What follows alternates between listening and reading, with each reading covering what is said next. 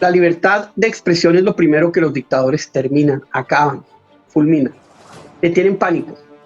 Por eso los periodistas se vuelven los enemigos. Por eso mandó a arrestar al editor del Nacional.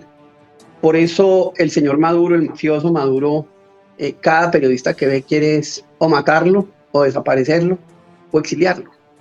Y este programa lo que quiere es revivir, digamos, estas historias que muchas veces se pierden y que muestran cuál es la verdadera fragilidad de un dictador, que es la verdad.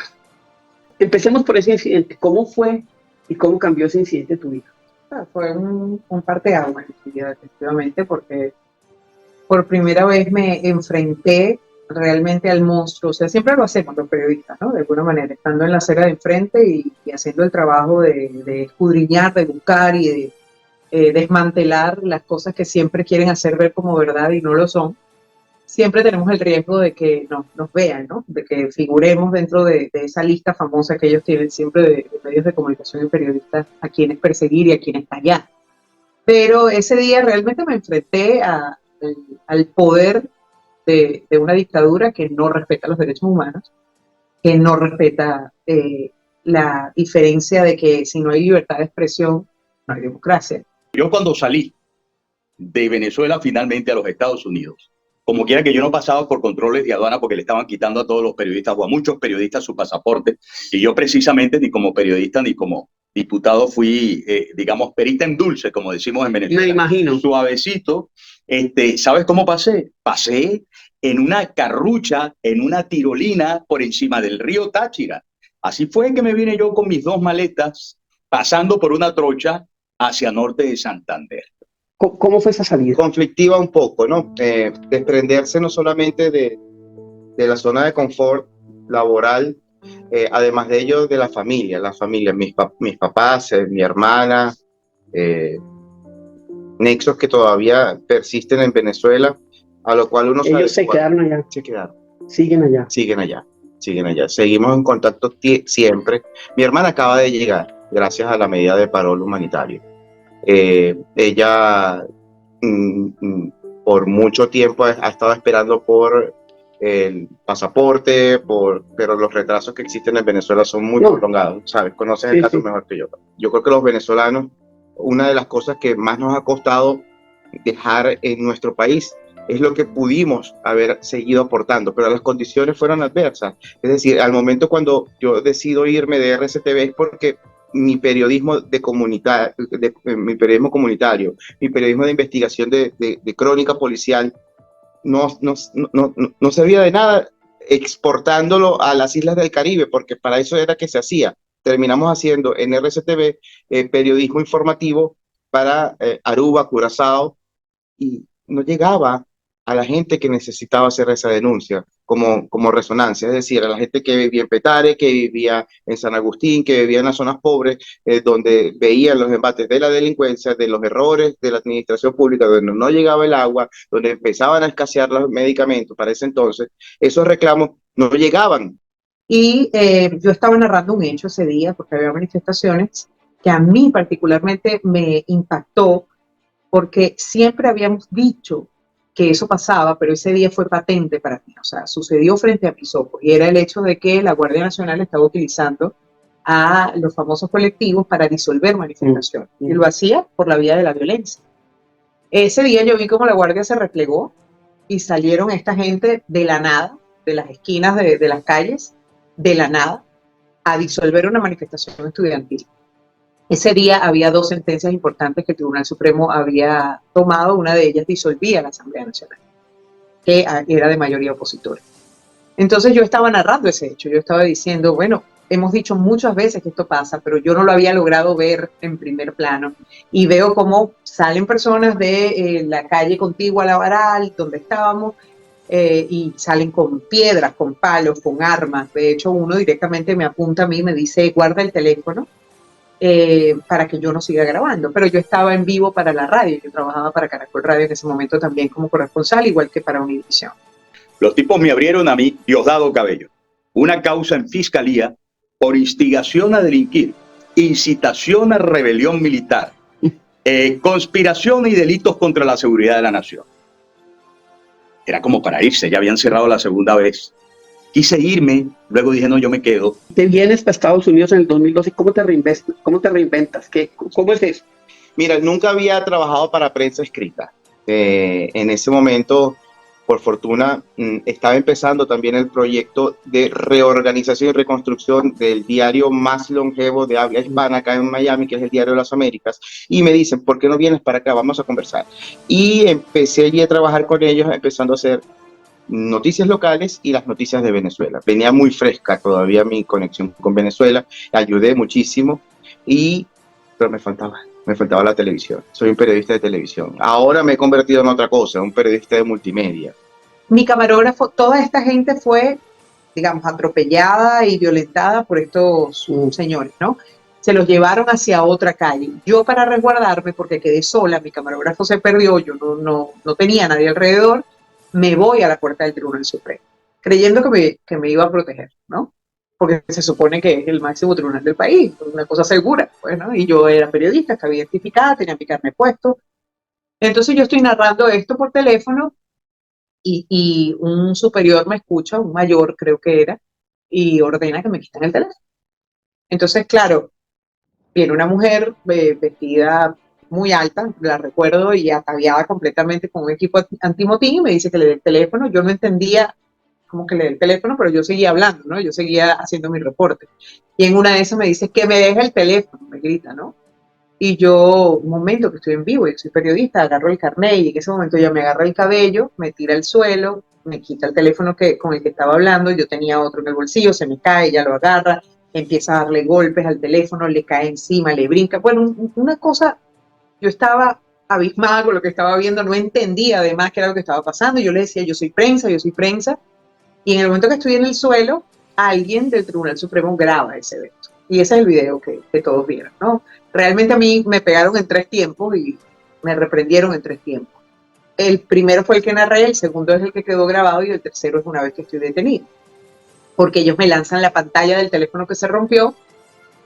Aquí está tu teléfono, me dicen, pero como amedrentamiento. Y yo agarro eso como una prueba porque yo estaba sola. Yo no sabía que había un video, yo no sabía que alguien me estaba viendo, yo estaba completamente sola y yo dije, si a mí me llevan a algún lugar o lo que sea, yo necesito tener una prueba de lo que acaba de pasar aquí.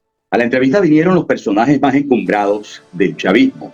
Y porque en la entrevista jugábamos para las conversaciones un poco a la fórmula del abogado del diablo. Y como nosotros, en un país tan polarizado, los periodistas teníamos que ser estudiosos y conocernos exactamente la narrativa de cada una de las partes. Y ya ellos no se sentaban uno frente a otro a debatir. Entonces todos venían a debatir conmigo. Y eso fue, digamos, algo admisible para Hugo Chávez y sus colaboradores hasta que el propio Hugo Chávez, cosa que me contó luego alguien que se convirtió en presidente de la Asamblea Nacional Chavista, prohibió en el Palacio de Miraflores, porque una vez que ya, si yo les presentaba la Constitución y pasaba por el crisol sus actos por la Constitución y les demostraba que estaban siendo ilegales, si teníamos además pruebas respecto de lo que llamamos nosotros guisos o actos de corrupción en la contrata pública, y si hacíamos cosas así era muy difícil defenderse. Y entonces la orden de Hugo Chávez fue o le caen a trancazos en el acto o no va más nadie. Dejaron de ir. Empezaste una nueva vida, pero dejaste algo allá. Sí. Dejaste a tu padre, Sí. a tu madre, Sí. a tu hijo, a tu hermano, A mi hija, sí. a tu hija, a tu hermano. Sí. ¿Cómo es eso? ¿Cómo maneja uno ese dolor y esa...? Porque sí, hoy en día pues Zoom, uno los ve, Sí. pero no puede hacerles así, no puede estar. Tenía 10 años que no abrazaba a mi hermano. Wow. Eso ocurrió hace 15 días. Wow. Eso me hizo reencontrarme con una carencia que he tenido solapada muy profunda encima de muchas chaquetas. Creo que me he convertido en una gran cebolla con muchas hojas. Y en el centro es donde está eso que tú mencionas. Has tenido que crear esa barrera de Sí, ese sí. muro de contención emocional para poder... He tenido que hacerlo y se lo he dicho a mi pareja, que quizás que me perdone un poco por eso, ¿no? Porque ella me dice, pero ¿vas a ver a tu hermana? Sí. Y entonces no expresaba esa alegría, pero al momento cuando la abracé, cuando me encontré con ella, con Carla, después de 10 años, sí explotó eso que he guardado, porque mis padres, y he tenido esa sensación desde que me fui de Venezuela, mis padres me necesitan fuerte, porque si algo estoy haciendo yo fuera de mi país, es ayudar a los míos. Y una de las maneras de mantener esa firmeza en ellos, en la esperanza de volvernos a ver, es que me vean a mí fortalecido. Obviamente se han dado cuenta que tenemos flaquezas, que tenemos debilidades, que tenemos momentos de llanto, que tenemos momentos de inseguridad, pero yo añoro, por supuesto, volverlos a ver. Ellos vinieron hace poco, pero sí quiero tener la casa full con ellos. Pasa esto y en qué momento sale el video. Inmediatamente que yo llego a la fiscalía, un compañero se me acerca, me acuerdo, Daniel, y me dice, ¿tú viste este video? Y yo veo el video y yo no me identifico dentro del video. O sea, No te veías. No, mi perspectiva era otra. Claro, claro. Yo no me identifico. Y yo digo, ¿y esta quién es? Digo yo, ¿y ella quién es? Y él me dice, ¿eres tú?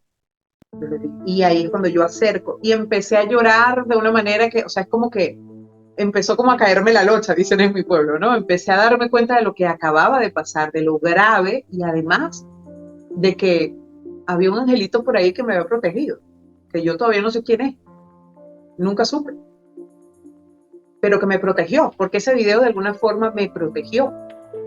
Yo no hubiese, nunca mi historia, o sea, nunca mi relato hubiese tenido tanta fuerza si no había un video. ¿Y nunca supiste quién lo grabó? Jamás. Esa persona nunca quiso, tenía un intermediario, alguien me dijo, mira, fue un compañero, alguien que no conozco, de hecho, fue un compañero o una compañera del Tribunal Supremo, pero obviamente por seguridad pues no puede decir quién. Bueno. E inmediatamente después de esa acusación en la fiscalía, empezaron a hacerme llamadas para amenazar. No me amenazaban a mí directamente. ¿A quién amenazaban? A mis hijos, a mi esposo. Eso es típico de una dictadura mafiosa. A mis hijos, a mi esposo. Mi hijo tenía 17 años y me decían, acuérdate que tu hijo quiere ir a la universidad, de repente en el camino tiene un accidente, o cosas así por el estilo, o te lo vamos a mandar picado en caja, me dijeron una vez. O mi esposo decía, tu esposo está vestido con una camisa blanca hoy, se le va a manchar, qué pena. Y yo llamándolo a él, ¿dónde estás tú? Exactamente estaba en el lugar donde me decían, y yo como una loca diciéndole, salte de ahí. Yo nunca a mi familia le compartí todo esto, yo me tragué todo esto mientras yo salía igual a cubrir manifestaciones. Después de ahí hubo muchas manifestaciones en el 2017 y yo salía a trabajar, pero ya yo tenía tanto miedo que empecé a tener, por ejemplo, este ojo me temblaba, me dolía mucho, me dolía el pecho, pero como el brazo izquierdo, yo sentía que me iba a dar algo. Y entonces acentuamos un poco más el tema de la investigación, acentuamos un poco más el tema de pasar por el tamiz de la Constitución, los actos ilegales de la dictadura, y la presión fue tremenda. Quisieron comprar en varias oportunidades por vía de pauta comercial lo que era mi participación periodística, y yo estuve en una Radio Caracas que me dio mucho orgullo siempre porque jamás se vendió, pero es que ni siquiera el más mínimo asomo de sugerirlo. Pusieron de patitas en la calle a quienes intentaban esa compra, ¿no? ¿Tú volverías a vivir en Venezuela? Sí, pero quiero aportar, quiero llevarme de mi experiencia fuera del país. Si me dice, como le digo yo, mi commander in chief, acá véngase a trabajar, yo voy. O sea, quiero aportar, no vivir como sociedad civil, porque más bien tengo que darle espacio, pero sí quiero aportar, es decir, para la reconstrucción de Venezuela. Si de algo sirve mi experiencia, si me llaman, tengo que cumplir. Yo creo que ese es el llamado de vuelta a la patria que tenemos que prestarle atención. Lo diría sin duda alguna. Tienen que acomodarse las condiciones en Venezuela. Sí, tiene que haber Estado de Derecho, tiene que haber una nueva administración, libertad, tiene que haber democracia, tiene que haber apertura de medios, no tiene que haber censura ni autocensura, tiene que haber realidad, tiene que haber una reconstitución de la sociedad venezolana en base a esta generación que está creciendo. Tiene que haber un ejemplo del cumplimiento de las normas, del respeto a la Constitución. Son muchas de estas cosas que se resumen en estos segundos que hemos hablado, pero que para que eso pase quizás pueda transcurrir mucho tiempo o quizás poco. Todo depende de un liderazgo espontáneo. Yo confío en un liderazgo espontáneo en Venezuela. Yo no pierdo ¿Qué es lo que va? Sí, algo emergente de la sociedad civil, algo emergente que no esté contaminado ni rodeado del establishment, de lo que es la política tradicional, que creo que lo malo de la política tradicional fue lo que quizás sepultó la última esperanza que tuvimos en Venezuela. Ya después, un poco drenando, estuve mi cuerpo aquí un año, mi mente allá, trabajando a través de mis redes, siguiendo, digamos, con cobertura de cosas, de hecho, la propia muerte de ese señor Oscar Pérez la cubrí y saqué el acta de defunción que la conseguí a través de una fuente. Seguiste súper conectada. Sí, y tuve un rollo directo con Diosdado Cabello esa vez, que me tildó de... dijo periodismo de cloaca, una cosa por el estilo, Bueno, ¿no? que a uno le diga eso, Diosdado Cabello, para mí es un honor. Es un honor. Para mí es un honor. A mí cada rato se refiere a mí y cada vez que le digo que Diosdado hable mal de uno, eso es una honra. Sí. Semejante bandido. Total, pero además desmonté lo que él había dicho en ese momento, que para nada se correspondía con la verdad. Pero en general, realmente asumí que estaba en otro país ya como al segundo año, que me explotó una depresión terrible, aún teniendo trabajo y trabajando en lo mío, me sentí horrible, tuve un bajón de ánimo terrible y tuve que tratarme con expertos, con especialistas para poder manejarla. ¿Quiénes eran los que daban esa pelea? El presidente de las empresas 1BC, Marcel Granier, que es un hombre, tú sabes, la Asociación Interamericana de Prensa, muy activo, y nos hermanó la lucha por la libertad de expresión, que es un derecho humano inmanente a la existencia de los ciudadanos. Tú sabes, esto hay que explicarlo siempre. ¿Por qué los autócratas, los dictadores se enemistan con los periodistas y los persiguen y los torturan y los forzan al exilio? Porque la verdad es subversiva, tan sencillo como eso. Y el trabajo periodístico, cuando lo haces con responsabilidad, permite que la gente convenga una verdad y entonces premia a quien lo hace bien y cambia a quien lo hace mal. Pero ¿qué va a querer alguien que está robando al país, que está martirizando al país, apresando al país, que se le opone políticamente, torturándolo, cometiéndole crímenes de lesa humanidad a la nación entera, salir del poder? Y cada vez que pasa el tiempo se compromete más con la justicia. Entonces, en eso, Marcel Granier y toda la junta directiva, la verdad, absolutamente firme. ¿Tú recuerdas la épica que fue ese año 2007, el año del cierre de Radio Caracas Televisión? Y en 2010 cierran la televisión por suscripción. Mira qué cosa, que es propiedad privada, y la cerraron. Honestamente, a mí me da mucha tristeza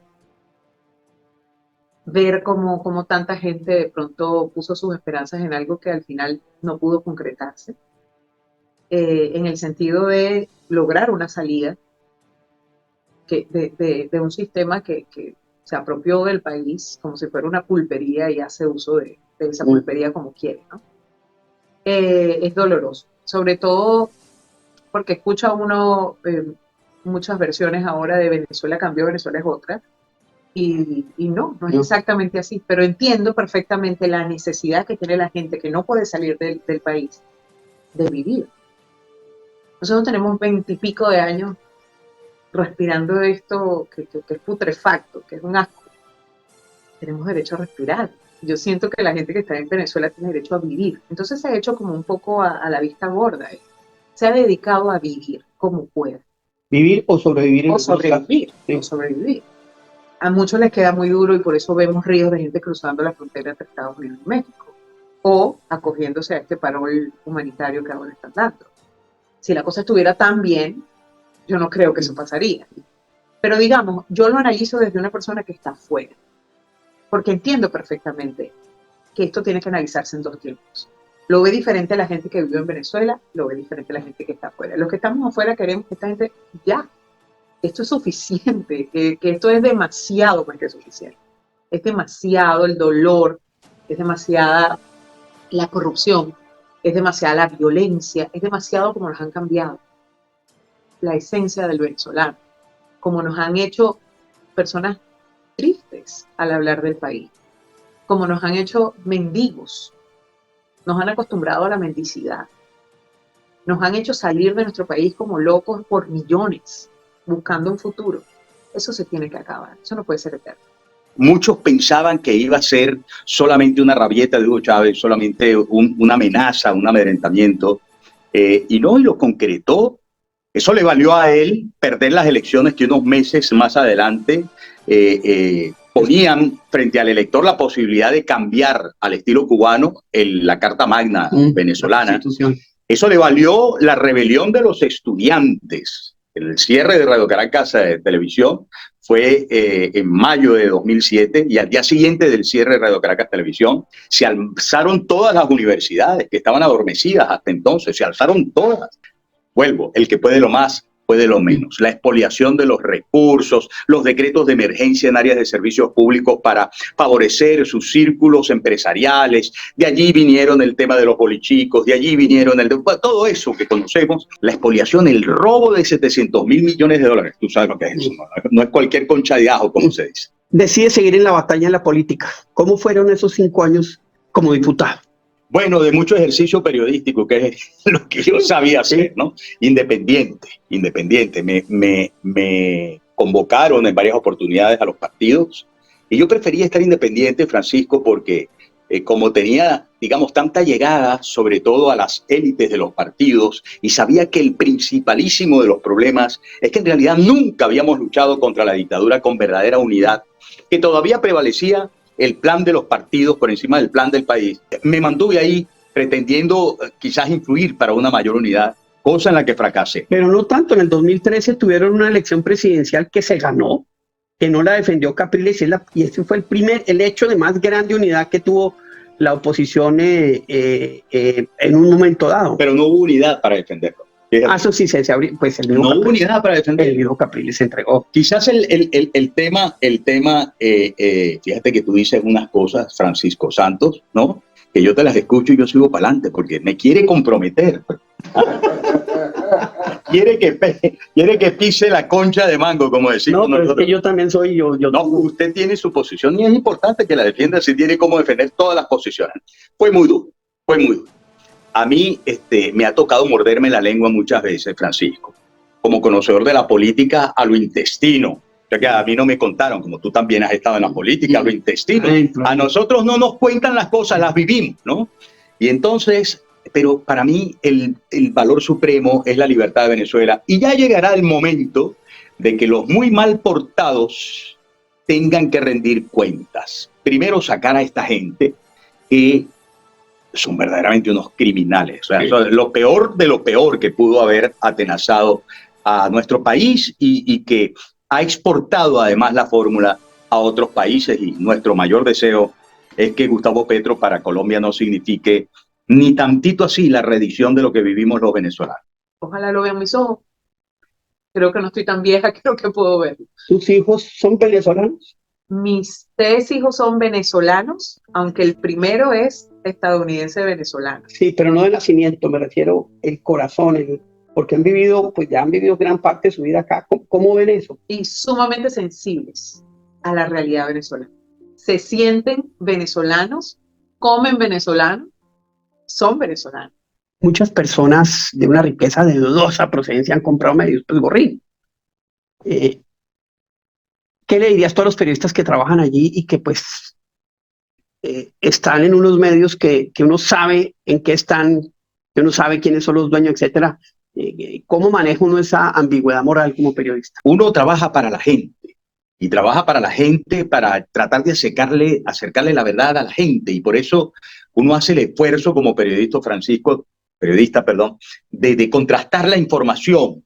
Y si alguna de las partes no te sirve de fuente porque no te presta como fuente, porque está en contra de ti, es tu enemigo, pues investigas a esa fuente y le llevas a la gente información contrastada para que saque sus propias conclusiones, como decimos nosotros en los programas. Si no se puede hacer eso con libertad, hay que irse de ahí. Si sabemos que los dueños están llegando más bien con unas fórmulas que no son información, sino propaganda, hay que irse de ahí. A no ser que te rindas y te arrodillas. En Maracaibo estudié en la gloriosa Universidad de Zulia, una universidad pública que destruyeron. Lloré cuando vi unas imágenes de mi hermosa universidad y decía, es impresionante cómo la volvieron nada. ¿Qué es lo que más te hace falta de Venezuela? Hoy, 1 año y medio después de haber salido. Caramba, todos los venezolanos alrededor. Sin estar con la pensadera en volver a algún lado, teniendo la seguridad y la tranquilidad de que trabajar y trabajar bien bastaba como para labrarse un futuro promisorio, lo dicharachero del venezolano, que tú sabes que en cada una de las regiones tiene un gentilicio, unas tradiciones, unas costumbres, unas más buenas que otras, pero todo, si tú pudieras resumirlo, lo harías con una palabra: el venezolano es muy chévere. Te voy a decir unos nombres, a ver, y defínemelos en una o en dos palabras. Idania Chirino. Una gran mentora. Alina Ron. Lina Roms, violenta y víctima. El movimiento estudiantil, ¿qué significó para ti? Una esperanza de libertad. Ha sido la esperanza de esa generación de relevo, quedándose en movimiento estudiantil, apartándose de los partidos políticos. Renio Tolina. Ay, disfrutar cada una de las cosas que hacía. Me encantaba todo lo que hacía y lo escuchaba con mi abuelo. Un recuerdo muy lindo porque era con mi abuelo que escuchaba sus relatos sobre Venezuela, sobre la historia, sobre el periodismo, sobre todo. Marcel Granier. Marcel Granier, digno y valiente. Marcel Granier ha sido un guía profesional, empresarial. Se mantuvo incólume. Quizás en algún momento no lo entendimos estando dentro, pero durante el proceso, fue un proceso largo, como lo definía él cuando hablaba con nosotros: vamos a quedar de pie. Y fue un ejemplo nacional. Univisión. Univisión es mi casa ahora, es la gran oportunidad que me dio este país. Buenaventura, mi director de televisión, gran director. Dícese que yo peleaba con él, no, él peleaba conmigo. Un gran director que me ayudó mucho a hacer lo que hice de trabajo periodístico en estudios. ¿Qué es Caracas para ti? Caracas fue un hogar. Yo nací en Maracaibo, estado Zulia, viví en Valencia, después estuve viviendo en Mérida, en los Andes venezolanos, y nunca pensé en vivir en Caracas, y Caracas representó para mí el epicentro de lo que soy en este momento como periodista. La Guardia Nacional. La deshonra, el deshonor, el despropósito, la vergüenza. Enrique Capriles. Enrique Capriles.